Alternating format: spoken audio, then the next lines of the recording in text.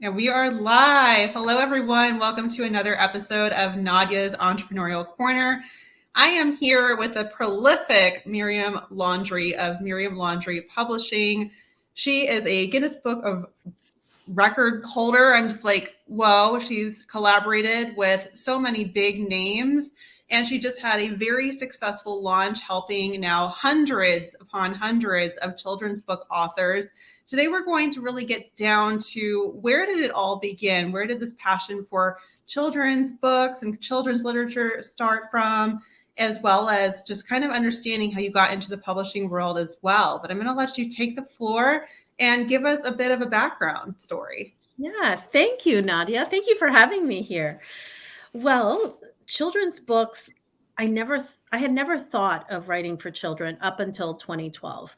And at that point, I had just given birth to my fourth child, four children, so I was reading a lot to children. But during that time, my family suffered a great loss. We lost our 17-year-old niece. She died by suicide. And that really changed everything for me. I started thinking about my own children and how do I teach children at a young age so many different things. I just wanted to teach them some tools that they would have in that toolbox that they could Right. use later on in life. And I was sitting at a seminar taught by Jack Canfield where he was teaching the success principles. So principles about life, how to go for what you want, how to let go of limiting beliefs, all these amazing principles. And it was on the flight home from that seminar that I decided to write a children's book. First, because I wanted to empower my children at home. I wanted to go home and teach them a little bit of what I had learned.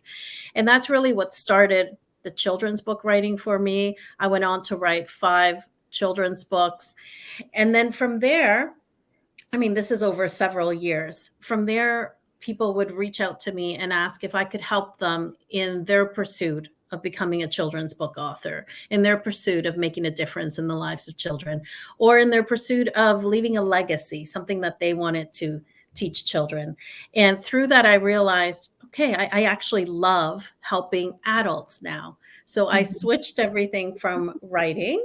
After I wrote 5 books, I felt like that was great. And now I teach adults how to write their own children's books and how to publish those.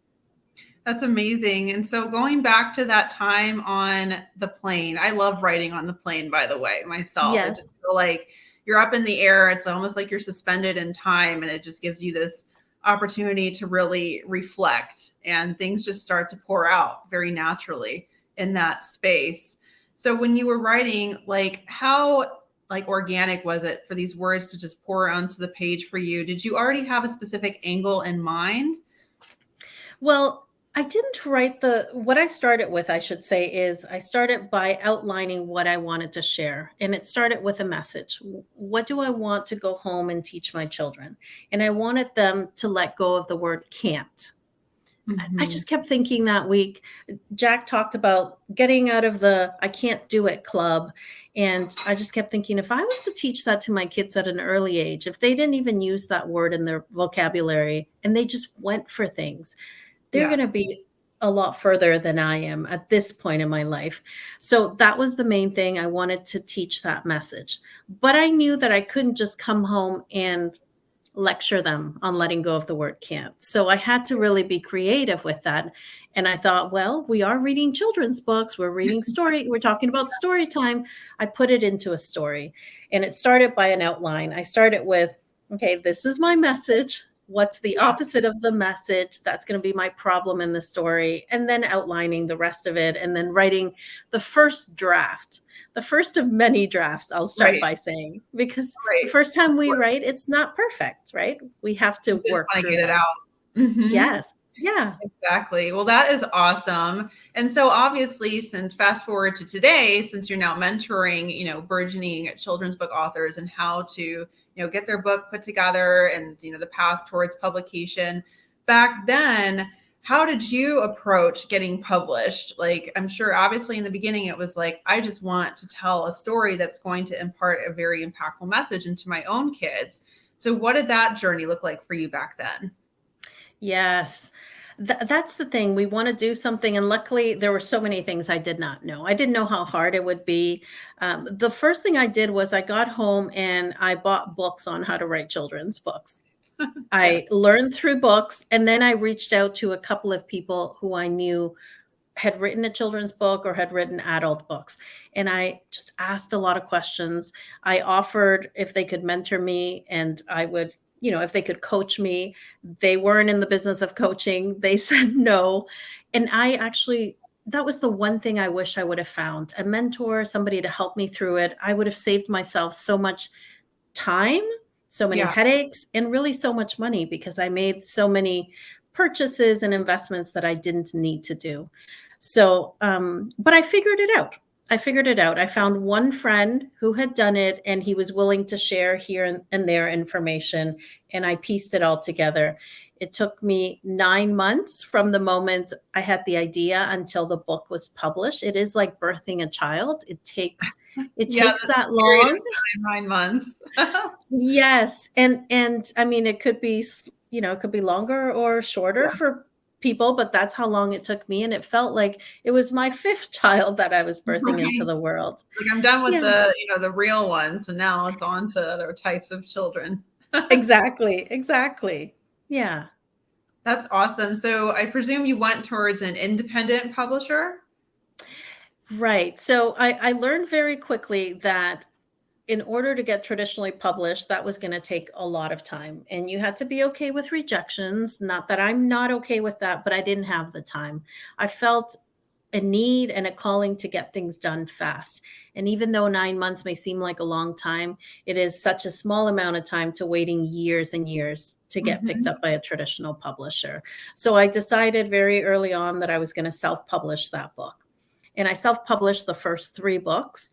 For my 4th book, I really wanted to experience a traditional publisher and really have the perspective on doing both. So that's when I reached out to Jack Canfield, who I had set Mhm. at his seminar, and I asked him. I had written the story already. I said, what I've learned here is what I'm teaching in my children's books. Take a read and let me know if you want to co-author this. And he said Wow, yes.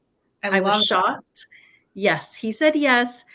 But from that moment, I wish I could say it was just all fast and, everything worked out. It didn't exactly. It took us 5 years to publish that book. Wow. So, yes, even with a name like Jack Canfield, all the Chicken Soup for the Soul books, I think he has Yeah, I read 250. those as a kid. I mean, I remember, like, I loved those. Yes, and they impacted so many people. So I really thought I was very naive, and I thought with his name, a publisher is going to pick us up, no problem. We had three publishers reject our manuscript for different reasons. It's not what they were looking for.